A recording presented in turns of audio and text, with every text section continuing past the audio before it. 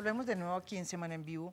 Estábamos hablando sobre esa propuesta que hizo el fiscal en el foro de semana en relación a que habría la posibilidad de que se declarara la suspensión de la pena de las personas que han cometido delitos de guerra y de lesa humanidad. Esa es una propuesta que la hizo así a ojo de buen cubero en el seminario de semana el lunes. ¿Usted qué opina, doctor Fabio Valencia, sobre esa propuesta del fiscal? Bueno, yo quisiera retomar un poco el tema de la interrupción, porque me parece pues muy importante que yo veo que hay en la mesa un acuerdo en el sentido de que tiene que haber justicia, un mínimo de justicia para que haya paz. Todos queremos la paz, que es como un bien supremo, pero evidentemente nadie hoy, y menos dentro de la legislación internacional que hoy nos cobija, puede pretender que se llegue a una paz con impunidad.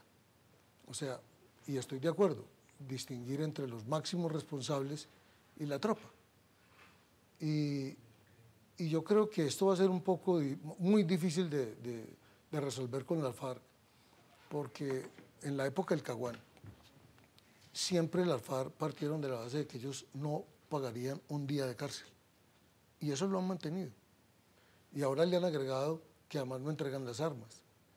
O sea, ha habido una actitud muy arrogante de las FARC frente a un proceso que es tan complejo.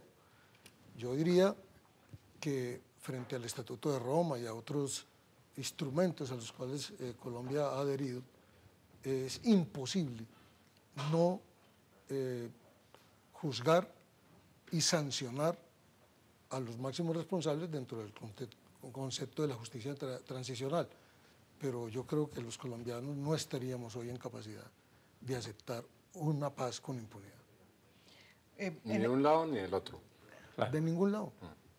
Ni de un lado ni del otro. Usted lo está diciendo porque ellos aceptaron del otro lado No, porque en la yo digo época. que el uribismo también tiene que entender que no va a haber paz si hay impunidad.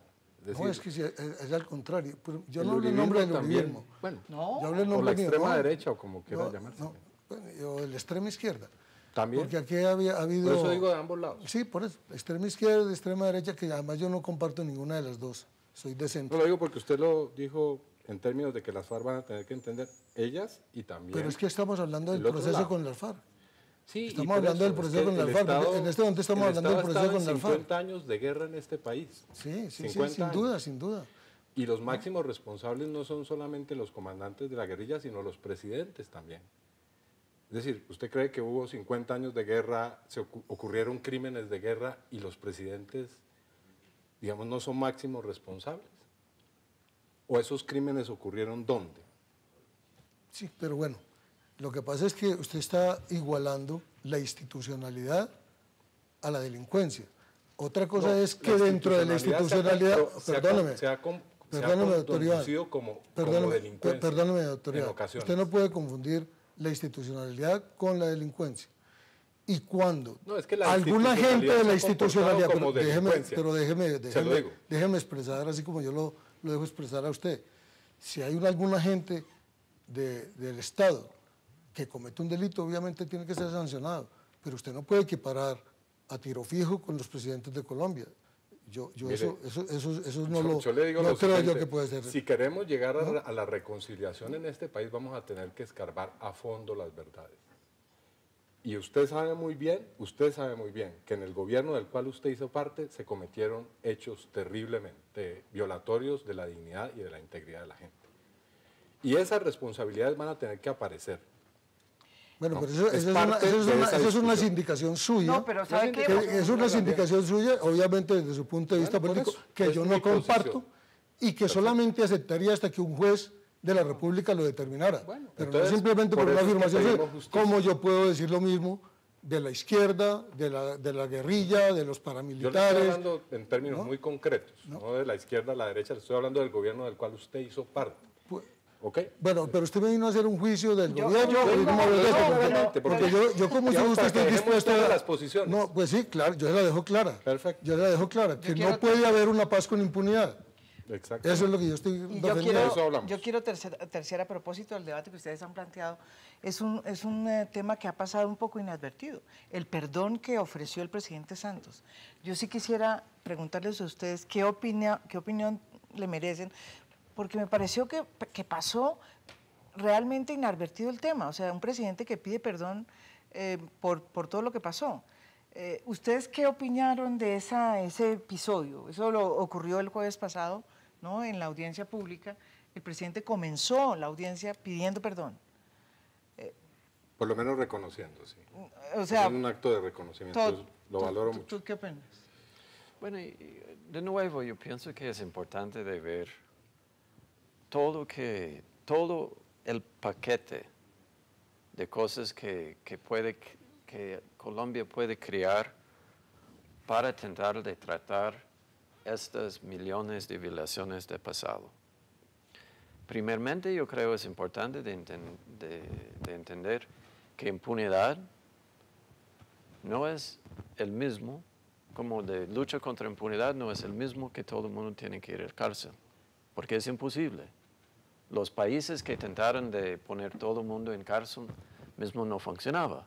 Podamos mismo ver Ruanda, Etiopía, experiencias donde ellos intentaron de utilizar solamente la cárcel como una respuesta de violaciones. Segundo, yo creo es importante de entender que hay varios objetivos penales. Primeramente es de prevenir más violaciones. Sí, la no repetición. De no repetición. Y cuando estamos en una situación de post-conflicto, ya estamos en una posición que no tenemos que poner gente en la cárcel para prevenir violaciones. La idea de un post-conflicto es paz. Entonces no hay más violaciones. Entonces, ¿por qué se va a poner la gente en la cárcel? Yo creo aquí en Colombia mucha gente tiene una motivación de venganza. Pero ahí en el Consejo de Derechos Humanos de Naciones Unidas está hablando de reconciliación. Reconciliación está más relacionado con otro objetivo, que es la rehabilitación y de restaurar los derechos de víctimas. Es bien diferente de enfocar solamente en la venganza. Rodrigo. Yo estoy muy en la línea de lo que acaba de decir Todd Holland, y que tiene que ver con esa expresión que yo usé de Pablo de Grave, de la justicia tradicional como una justicia imperfecta. Lo que dice Pablo de Grave, que yo creo que es particularmente lúcido, es esta idea de que como la justicia tradicional tiene que enfrentar un legado de gravísimas violaciones a los derechos humanos en Colombia, no solo de parte de la guerrilla, sino también del Estado y de los paramilitares. Entonces, el uso de un solo instrumento, como sería el instrumento de la justicia penal, o focalizar excesivamente esperanzas en la justicia penal es un error. ¿Por qué es un error? Porque lo que dice de Grave y otros analistas es los distintos mecanismos de justicia tradicional, por ejemplo, programas de reparación, comisiones de la verdad, elementos de justicia penal, garantías de no repetición, por ejemplo, depuración de la fuerza pública o desmovilización de grupos armados irregulares, todos se refuerzan mutuamente y hacen que esa justicia particularmente imperfecta no sea tan imperfecta. Lo que señalan estos autores es un poco, si uno se centra solo en la justicia penal, incluso para las víctimas no será satisfactorio, porque como solo se puede concentrar en unos pocos, dirán... ¿Qué fue lo que nos pasó en la Ley de Justicia y Paz? Exacto, van a decir, esos son unos chivos expiatorios y finalmente para mí, para reconstruir mi vida como víctima no es suficiente. Si solo hay programas de reparación para las víctimas, van a decir, esto es dinero ensangrentado para que estemos tranquilas y calladas. Si solo hay programas de comisiones de la verdad, van a decir, es una verdad sin consecuencias. En cambio, si uno articula todos los mecanismos, como en el fondo lo prevé el Marco Jurídico para la Paz, que tiene ese enfoque holístico, entonces uno puede establecer responsabilidades, porque es importante establecer responsabilidades. El grado de pena, sobre quién se focaliza, eso deberá definirlo democráticamente la sociedad colombiana. Pero al mismo tiempo habrá programas de reparación para que las víctimas puedan reconstruir sus vidas, esclarecimiento, y todo eso permitirá garantías de no repetición efectivas que permitan una construcción más sólida del Estado de Derecho. Entonces yo creo que sería un error grave nuestra manera de ver la justicia transicional en Colombia fuera como una forma de ver puro derecho penal internacional. Justicia transicional no es igual a derecho penal internacional, claro. Es algo mucho más grande y mucho más amplio. Ahora, la discusión de derecho penal es obviamente importante, pero sería un error que la miráramos aislada. Y también ahí tendrá que pensarse en mecanismos de participación efectiva de las víctimas en la concepción y diseño de estos instrumentos de justicia tradicional, y creo que así podríamos llenar esos mínimos que hagan compatible la paz con justicia. Pero justicia no es únicamente justicia penal retributiva. Eso es cierto. Pedro, ¿usted qué opina de ese perdón que hizo el presidente Santos? A mí me parece que estamos trabajando sobre un mundo ideal que parte de unos supuestos que no tenemos todavía claros. Yo comparto completamente lo que dice Rodrigo. Para ahí. Pero es que aquí hay un tema que es muy complejo. ¿Está muy de acuerdo usted con Rodrigo? No, estoy muy de acuerdo con Rodrigo, pero es que eso parte de un supuesto, de que la sociedad va a llegar a un consenso. ¿Usted cree? Consenso, yo no creo que haya ese consenso. Yo tampoco, por eso Entonces, estoy pensando. ¿Dónde está? Por eso mi pregunta sobre este perdón del presidente Santos. ¿La gente creyó, no creyó? Hay una parte de la mesa en donde no hay unidad. La parte más difícil en el proceso de negociación de la ETA, para llegar a la ETA a negociar el fin del conflicto, la parte más compleja fue lograr la cohesión interna y el acuerdo interno, para llegar a la mesa con una sola posición.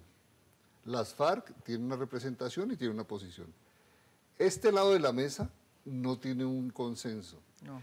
Y para decir que la sociedad va a construir, etcétera, supone que el gobierno debe jugar un papel de liderazgo, y el gobierno no tiene hoy un papel de liderazgo.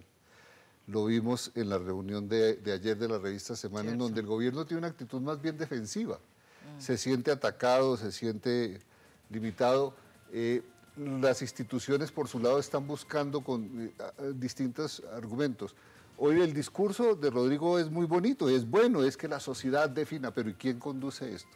¿Cómo se conduce? ¿Tenemos realmente unas Fuerzas Armadas dispuestas a someterse a eso?